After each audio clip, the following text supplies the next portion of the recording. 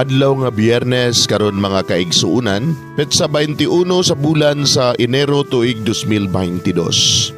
Ang pagbasa kinutlo gikan sa Ebanghelyo sumala ni San Marcos, kapitulo 3, bersikulo 13 ngadto sa 19. Unya mitunga si Jesus sa bungtod o gitawag niya ang mga tao nga buot niyang pilion. Nanuol sila kaniya. Nagpili siyag napulog duha nga iyang gitawag og mga apostoles. Mingon siya kanila, "Gipili ko kamo aron makig-uban kanako. Unya ipadala ko kamo aron pagwali og makabaton kamo gahom sa pag-abog sa mga yawa." Mao kini sila ang napulog duha nga gipili ni Jesus.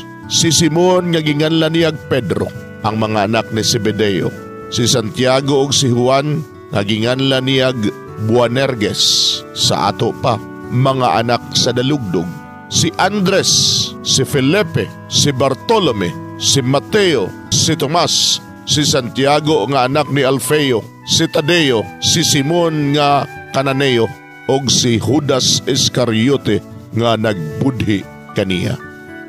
Mga igsuon, ang Ebanghelyo sa Ginoo. Daygon ikaw, o Kristo.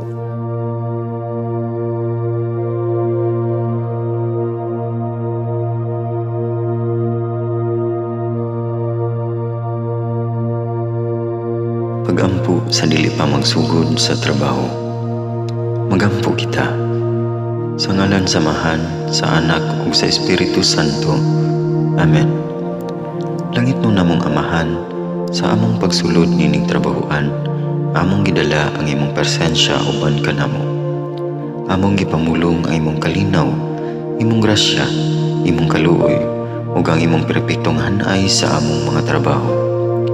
Among gipadayag ang imong gahom labaw sa tanan, diha sa mga butang nga among mahimo, masulti, mahuna-unaan, ug mahukman sulod nining adlaw. Ginoo, nagapasalamat kami sa gasa sa kinabuhi, niining bagong adlaw, niining kahigayunan nga kami nakasulod sa trabaho ug mamahimong parte niining nga grupo. Salamat sa mga gasa nga imong gitugyan kanamo. Hamong gamiton kini diha sa pagimaya kanimo. Hatagi kami sa kusog ug kadasig sa pagbuhat sa among mga trabaho. Panalangini ang among mga proyekto, mga ideya ug kusog, aron sa ingon bisan sa pinakagamay namong mga kalampusan, magahatag kini sa imong himaya.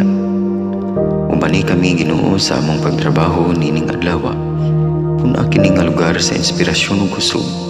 Tabangi kami nga magtrabaho isip usa ka grupo nga mapakita sa usag-usa ang kamaayo. Himuha kami nga maayo nga makabot namo ang mga butang nga kinahanglan namong buhaton. Himuha kini nga lugar nga puno sa kalipay ug panaghigalaay. Ug kamugaway ug kalinaw ang mapatigbabaw niining dapita. Ginoo, kung kami anaa sa kalibog, giyahi kami. Kung kami muwadaan sa kadasig ug paglaom, dasiga kami.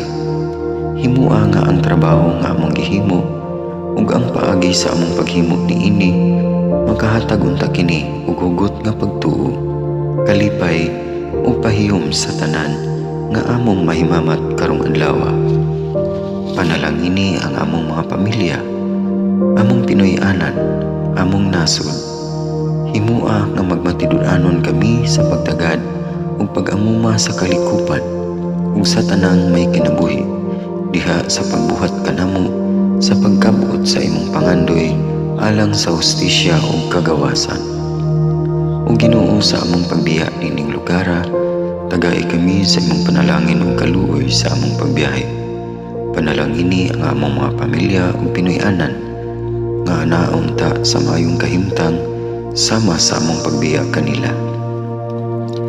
Ginoo, salamat sa tanang butang nga imong nabuhat, sa tanang butang nga imong gibuhat, ug sa tanang butang nga imong buhaton pa. Sa ngalan ni Jesus, among giampo diha sa tumang pagigugma ug pagpasalamat. Amen. Sa ngalan samahan, sa Anak ug sa Espiritu Santo. Amen.